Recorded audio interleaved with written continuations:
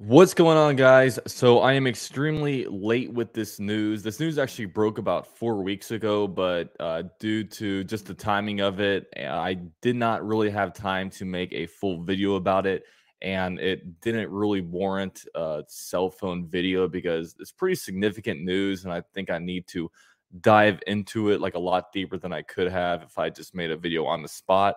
But 4 weeks ago, the Jaguars made a huge announcement. They have made an agreement with an architecture company to completely redesign and revamp TIAA Bank Field, the stadium where the Jacksonville Jaguars play their home games. And it was announced that like the upgrades and revamp could reach up to $1 billion, which is extremely significant. Now, to go over the history of the Jaguar Stadium a little bit, it used to be where the Jaguar Stadium is. It used to be the location of the Gator Bowl, which was the place where the annual Florida Georgia game was held in Jacksonville. It was basically demolished and revamped when the Jaguars were announced as an NFL franchise. So it's the same location but completely different stadium. It was originally called Jacksonville Municipal Stadium from 1995 through 1996, and then also from 2007 through 2010. It was Alltel Stadium from 1997 through 2006, Everbank Field from 2010 through 2017, and from 2018 through currently, it is TIAA Bank Field. The Jaguars have had several different renovations when it comes to just upgrading the actual stadium itself. The first renovation came in 2005 when the Jaguars were announced that they were going to be hosting a Super Bowl. They went through $63 million of upgrades when it comes to bringing in the terrace suites, also the Bud Light party zone, 20 square foot sky patio, and they also brought in 20 escalators and 4 elevators. In 2013, another $63 million of renovation went into the stadium, $20 million of which was footed by Shad Khan. It included the 2 huge end zone scoreboards, which are spectacular, the north end zone platforms where they have the pools and the cabanas, as well as 7,000 seats removed from the stadium, which can actually be brought in for different events. But in order to make that north end zone platform, they removed a bunch of seating for that.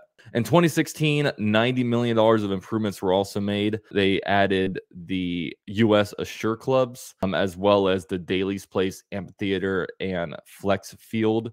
And then later in 2021, the Jaguars started building a $120 million football complex, which, that I love that one mainly because like once they stuck that shovel in the dirt, I really knew that, okay, these Jaguars, they're not going anywhere if you're kind of making this kind of investment and building a whole entire like football complex the way they are. And then now on December 30th, more recently, which by the way, that football complex is still underway. It's supposed to be ready before training camp starts of this year. And I don't know if you guys have been to the complex, or if you've been to any Jaguar game and you're on the west side of the stands, you can see that thing is a mammoth. That thing is absolutely huge, and I can't wait because I see the fan seating right there. You're shaded. Training camp practices are so hot and they're providing shade. It's going to be cool. From a guy that's really ever since I've been like a young kid, I've been going to training camp practices there, and to see that going up, it's gonna be so fun. It's gonna be so fun. Now on December 30th, the Jaguars decided on HOK as the design consultant. They're one of 7 competitors who actually submitted preliminary revamped concepts. And that's the same company that was responsible for the Atlanta Falcons, Mercedes-Benz Dome, or whatever it's called, Hard Rock Stadium in Miami, MetLife, as well as Chase Field. Lamping said that it's going to be a new stadium built on existing structure. So it's not going to be something where the Jag Stadium is wiped away, then they build a whole new stadium. They're going to be building on top of what they already have and just revamping it in a huge way. And you can see through the numbers how significant it's going to be. When I went through the previous, numbers of different renovations and upgrades, $63 million, $63 million again, $90 million, $120 million. This is $1 billion projecting. It's probably going to be more than that because I feel like these projects always go way over budget. So It's going to be some significant stuff. They weighed options of a new stadium versus a renovated stadium, but they ultimately said that, look, like, this is going to be way cheaper. It's probably going to be about half the price of a brand new stadium. And, I also imagine that, like, I don't know where they would put a brand new stadium. They'd probably have to completely wipe it out and build it on top of the land that's already there, kind of like they did when they knocked down the Gator Bowl. Look, maybe the bones of the Jaguar Stadium are really, really good, and they can just, they can still rely on that.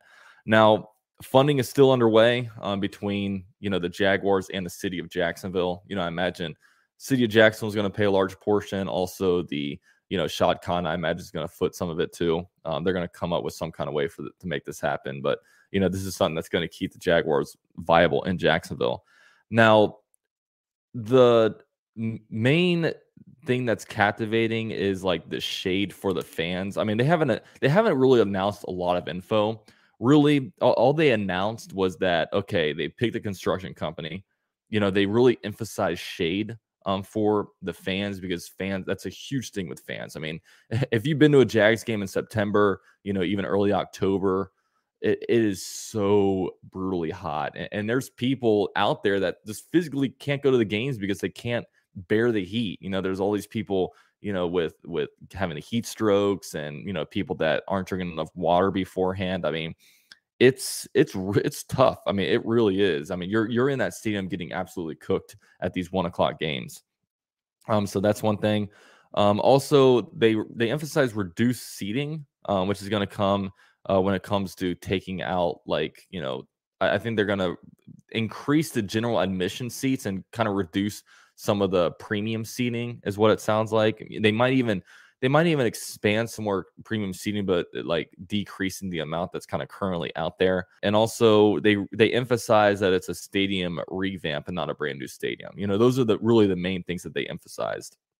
Now, the pools are going to stay intact. The Cabanas said it's going to be upgraded. And the interesting thing is that construction could take 2 years. So there's legitimately going to be construction taking place while games are going on, which I've never seen anything like that. I don't even know if the NFL has really seen anything like that, but that's something that could very, very well like occur. But there's not a whole lot of seating, or there's, like I said, they didn't announce a whole lot of info. They just announced a couple things. There's no,